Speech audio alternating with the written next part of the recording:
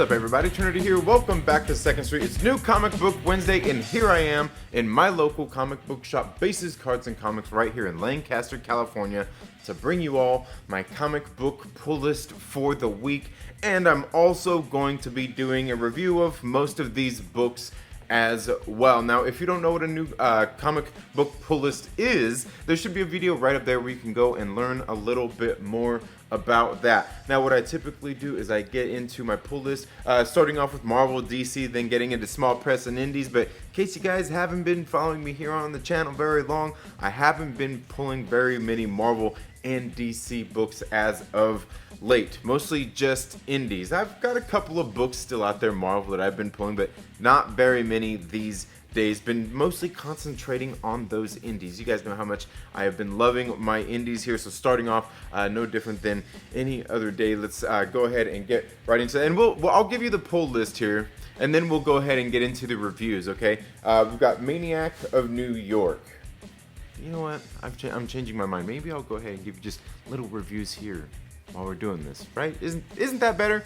Maniac of New York, issue number 2. I thought this book was very good. Issue number 1 was very good in kind of setting up this. It's very much like imagine Jason in New York. Yeah, that Jason. Yeah, Friday the. Can I say that without getting in trouble? I'm not sure.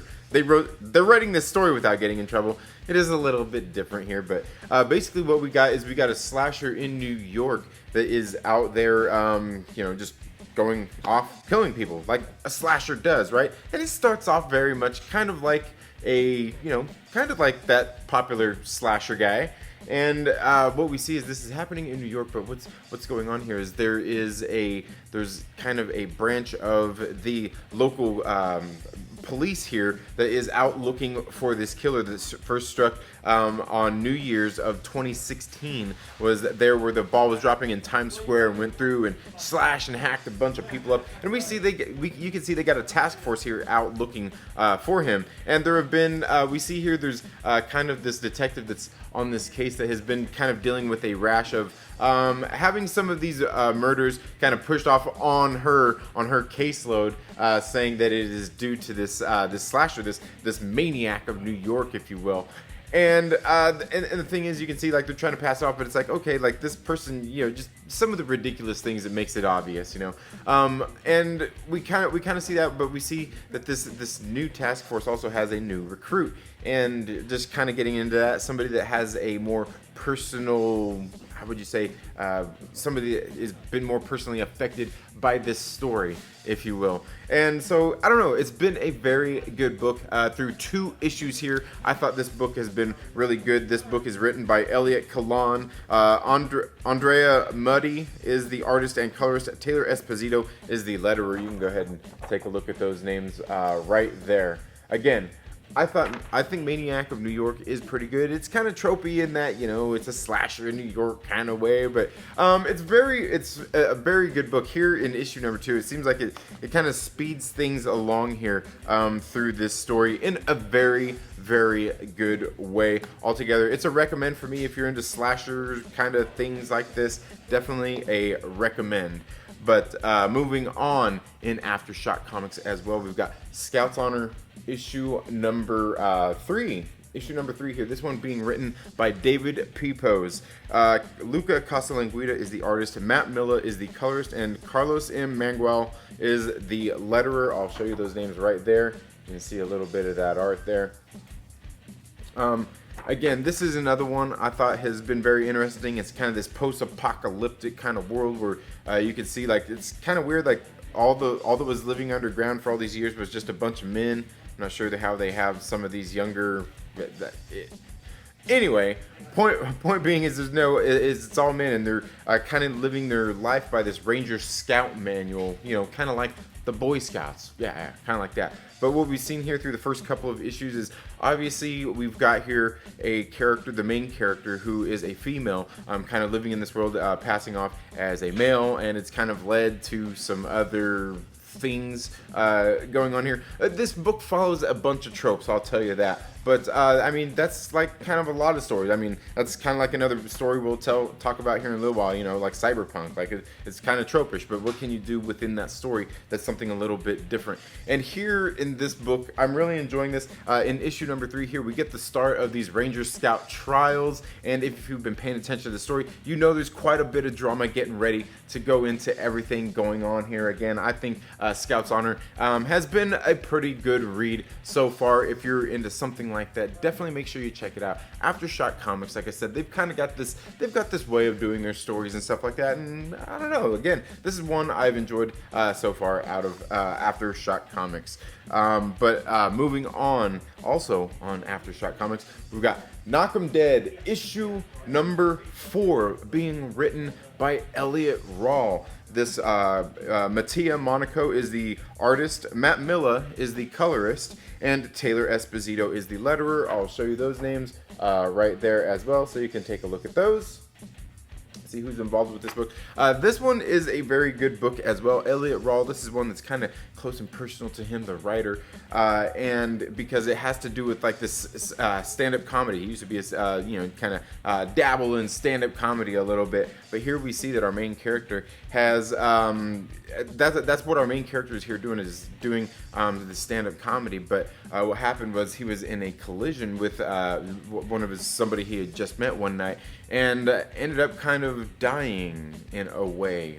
But what we see is they kind of can have spirits like live through him, kind of, I don't know, but they're kind of doing these kind of, I don't know, using like witchcraft, if you will, to put these dead spirits into him of former comedians when he's going up on stage to perform and things like that. And here at the very end of issue number 4 here, it sets up just for a very nice, I think this is only a 5-issue miniseries, I could be wrong, it might be 6, but here in issue number 4, it sets up for a very good, getting ready to go into a good finale here. Altogether, Knock 'em Dead is one I have enjoyed. Again, on Aftershock Comics, they always have this kind of good like horror or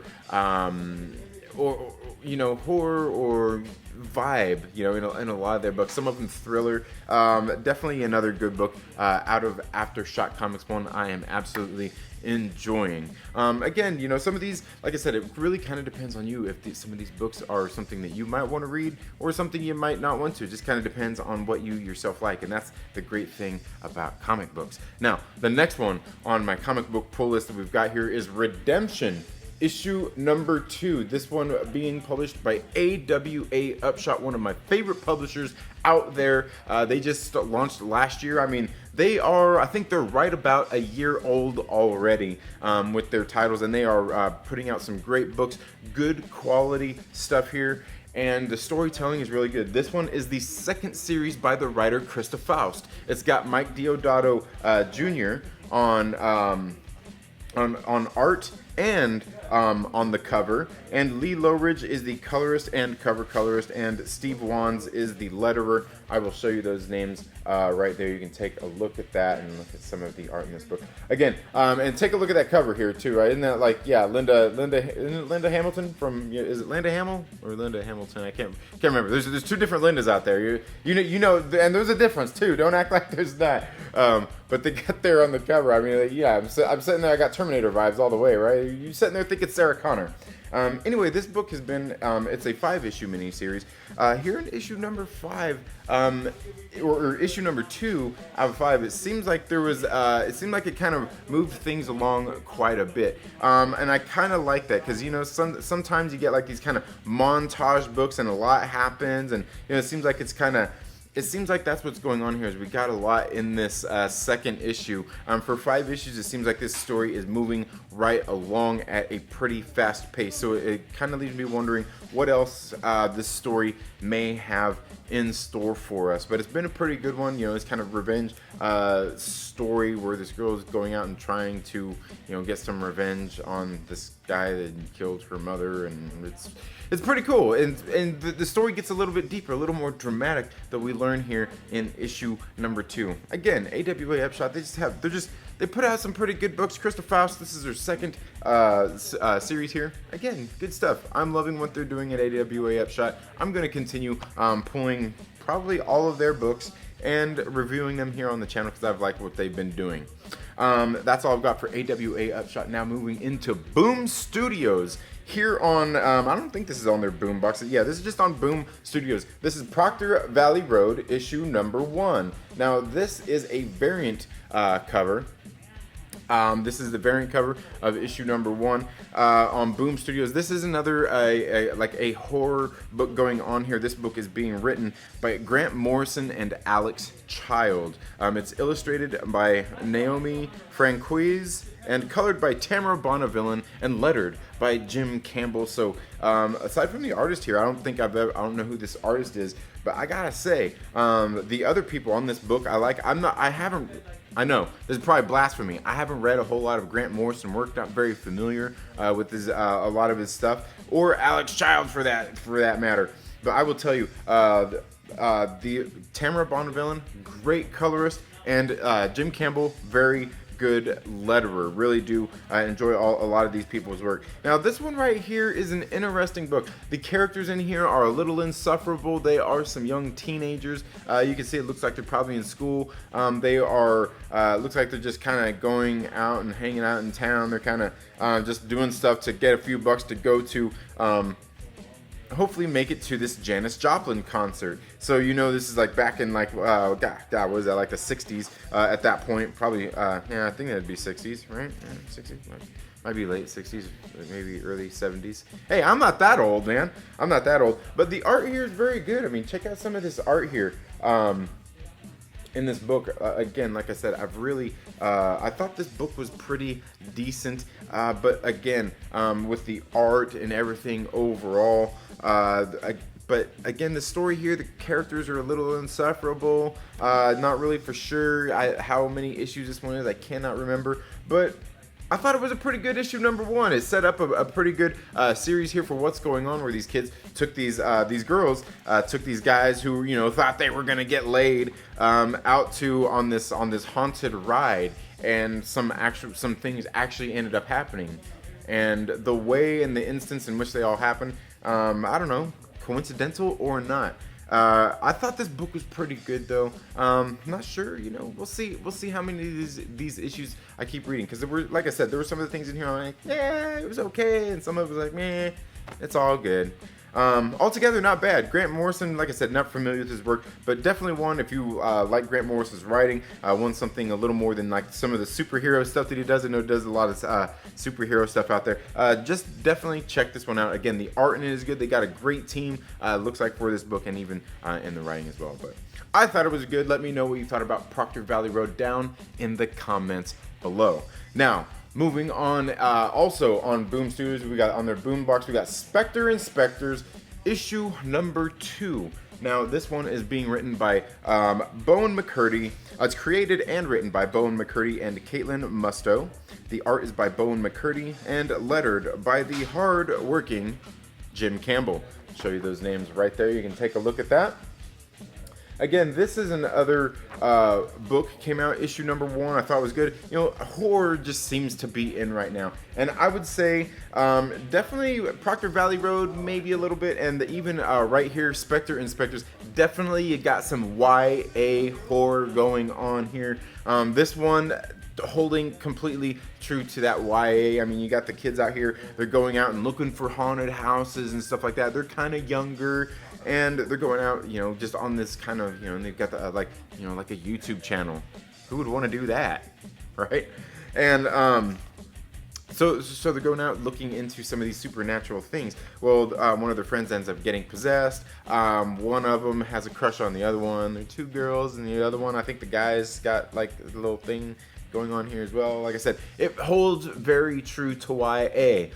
But I will tell you that the story here is actually pretty decent in everything going on here. I like the art in this book as well. Definitely, if you like YA stuff, check it out. If you like horror stuff, it might be worth the read. But again, I would definitely say this is YA all the way, and that's not necessarily a bad thing. Again, the art in this book, pretty good. A lot of the coloring in this book, good as well.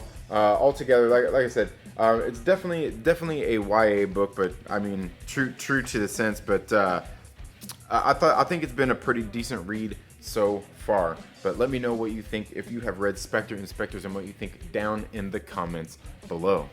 Now, the next one on Boom Studios on their boombox is Last Witch issue number 3. This book right here, I f***ing love this book. This book is so damn good. And this one, I would say, is definitely, not even YA, this one is definitely for kids, but it's so damn good. I cannot say enough good things about this book, so telling you right off the bat, highly recommend this book.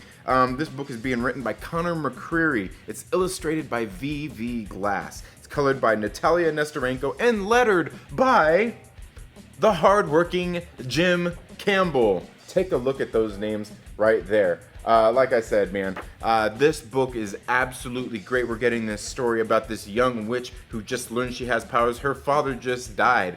Partially, was it due to something that she did?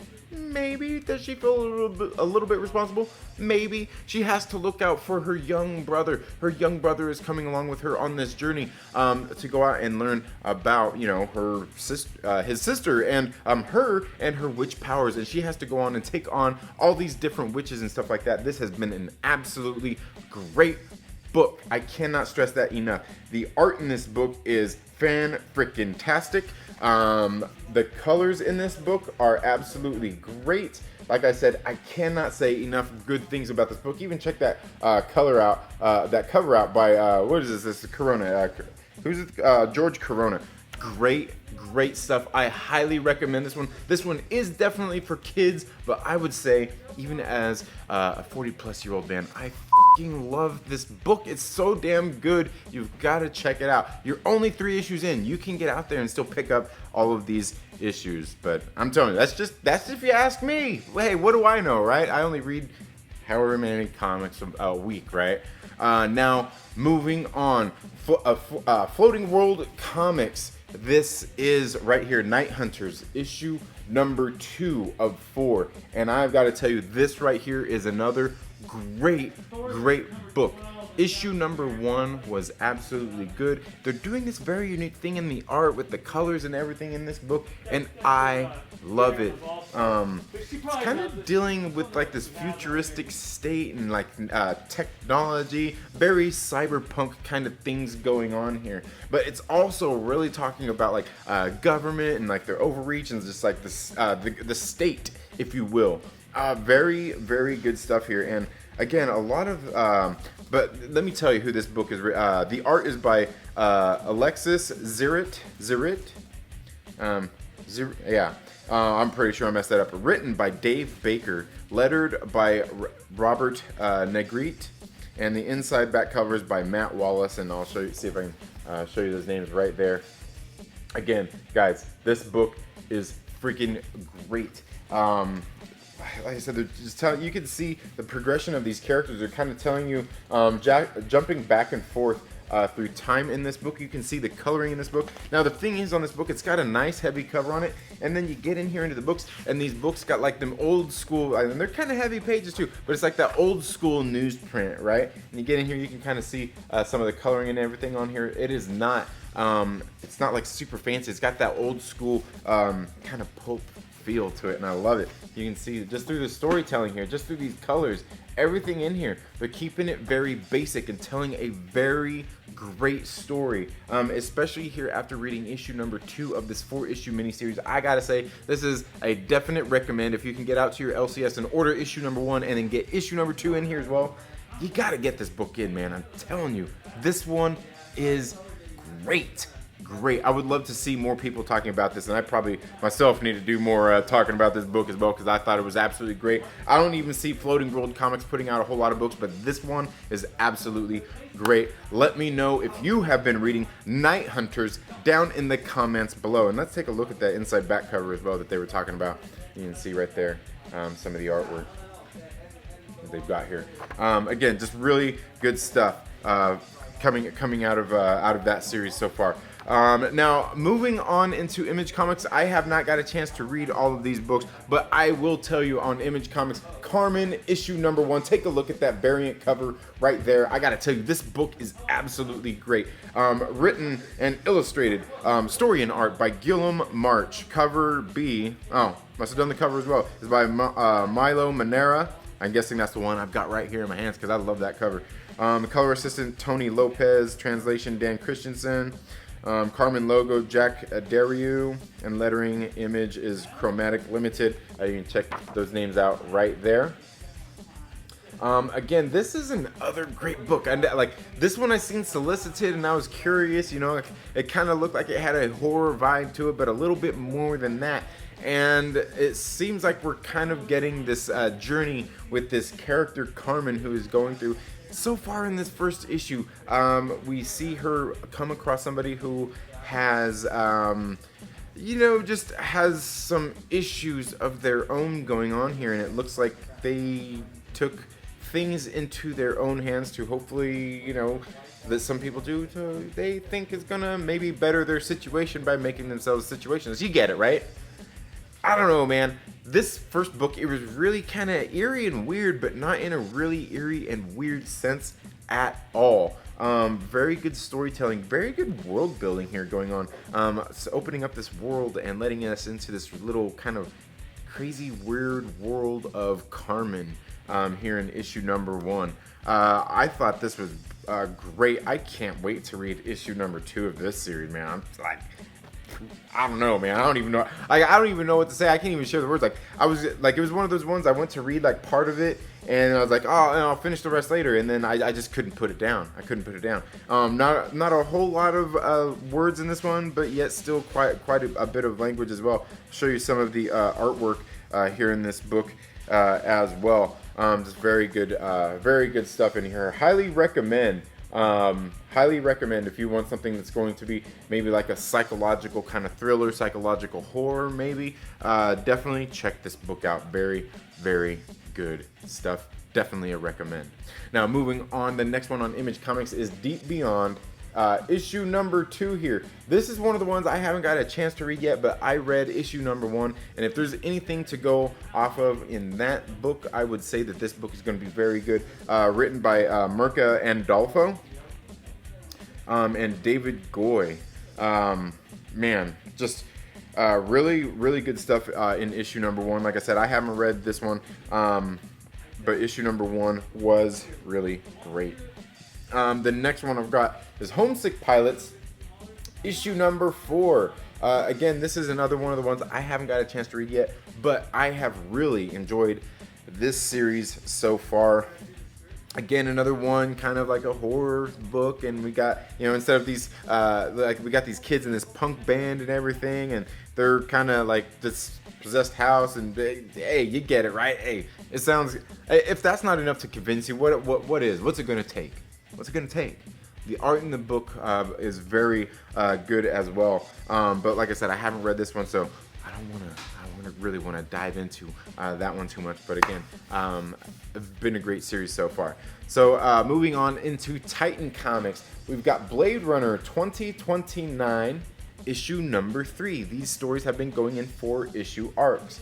And this book is being written by Mike Johnson, art by Andreas Guinaldo, colored by Mark Lesko, and lettered by the hard-working Jim Campbell. How many times have we heard that name today, right? You can see those names right there. Now, I will say that this week also debuted Blade Runner Origins as well, a series I'm not reading or anything. I may pick it up and see, if it's worth a read or not. But it's a completely different team than anything going on here in Blade Runner 2029. I have really enjoyed this book. The art in this book is very good. It's been consistent throughout this whole series. Definitely, I like how this is kind of telling this. I believe this story is all going on before the world of what happened in the first Blade Runner movie. Really good story going on here, and I've been picking up these Sid Mead variants. If you like, chances are you're either reading this series already or you're not. I would say if you like Blade Runner, like cyberpunk stuff, and like that whole kind of world that they were dealing with there in the Blade Runner movies, definitely worth your time to check out. I think Blade Runner is a good one. Definitely a recommend. Definitely recommend. Now, the next one, guys, moving into the last publisher that I've got here, well, kind of, in my comic books here, is on Vault Comics. You guys know I absolutely love Vault Comics and what they're doing, but we've got the Autumnal issue number 4 right here. Picked up both of these covers. Look at those covers, man. Like, this one's the connecting one. We got the, or wrap around connecting. I don't know, man. All I know is I really enjoyed this series. Issue number 4 here of the Autumnal was very, very good. Now the one thing is, like, one thing we noticed in, like, God, what was that in the plot? Remember, we seen a Comfort Notch shirt in there, which Comfort Notch is the little town here in Autumnal. Here in Autumnal, we've actually got a picture here where they're advertising another one of the books, Finger Guns. Right there.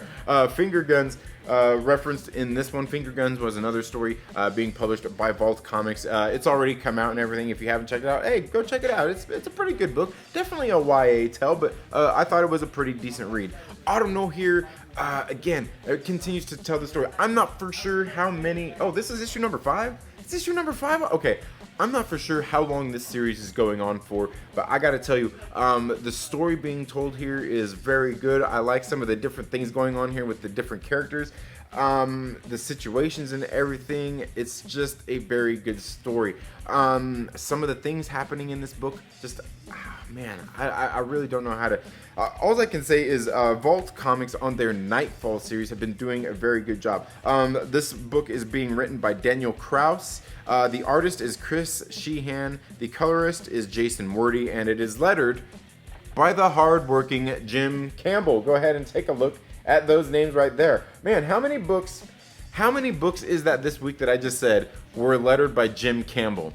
That's like 5 books. 5 books by Jim Campbell this week, folks. I'm telling you, I don't call him the hardworking Jim Campbell for nothing. But again, the Autumnal, great series, Vault Comics. I cannot wait to get these in a trade, in the trade paperbacks, because Vault Comics puts out some very good, just some very nice and beautiful trades. But issue number 5 of the Autumnal continues this story on, and like, it's one of those ones, like I said, the main character here, she's not perfect, she's a little insufferable. I don't like her at times, but I kind of like this story and what's going on, what's unfolding before us in this series has been really good.